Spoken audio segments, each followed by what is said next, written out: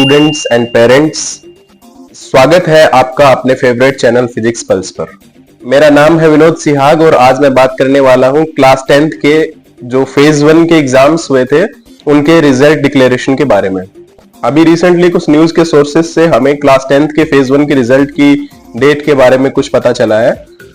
सुनने में ये आ रहा है कि 14th ऑफ अप्रैल या 15th ऑफ अप्रैल को सीबीएसई फेज 1 का रिजल्ट डिक्लेयर कर सकता है, यानी कि कल या परसों में सीबीएसई क्लास 10th के फेज 1 का रिजल्ट डिक्लेयर कर देगा।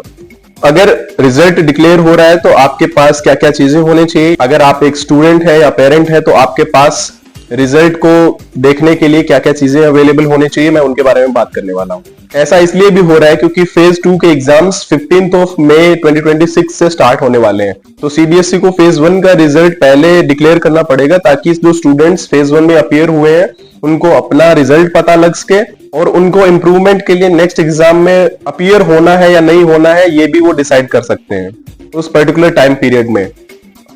आई नो बहुत से बच्चों ने फेज 2 एग्जाम्स के लिए रजिस्ट्रेशन किए हैं ताकि जैसे ही रिजल्ट आता है तो उनको जिन सब्जेक्ट्स में मार्क्स कम लगते हैं वो उन पर्टिकुलर सब्जेक्ट्स के एग्जाम में अपीयर हो जाएंगे।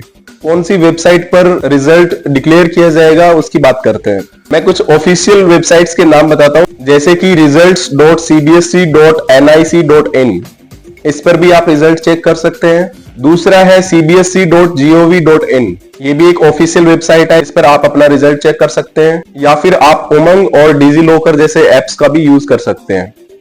आपके पास क्या क्या चीजें होने चाहिए? फर्स्ट ऑफ ऑल आपका रोल नंबर, आपका स्कूल नंबर, आपका एडमिट कार्ड आईडी नंबर और आपकी डेट ऑफ बर्थ आपको रेडी रखनी है। ये सब डेटा आप अपने पास रखेंगे तो पोर्टल में आप फिल करके आप अपना रिजल्ट्स निकाल सकते हैं। अगर आपको वेबसाइट में सर्वर डाउन या फिर कुछ अदर इश्यूज की वजह से रिजल्ट निकालने में प्रॉब्लम आती है तो आप अपनी इन डिटेल्स को, यानी कि आपका रोल नंबर, आपका स्कूल नंबर, आपका एडमिट कार्ड आईडी और अपना date of birth comment section में लिख दीजिए। मैं आपका रिजल्ट खुद चेक करके आपको कमेंट सेक्शन में बता दूंगा। एक इंपॉर्टेंट बात, रिजल्ट चाहे जैसा भी हो आपको घबराना नहीं है क्योंकि इस बार बोर्ड आपको एक सेकंड चांस भी दे रहा है।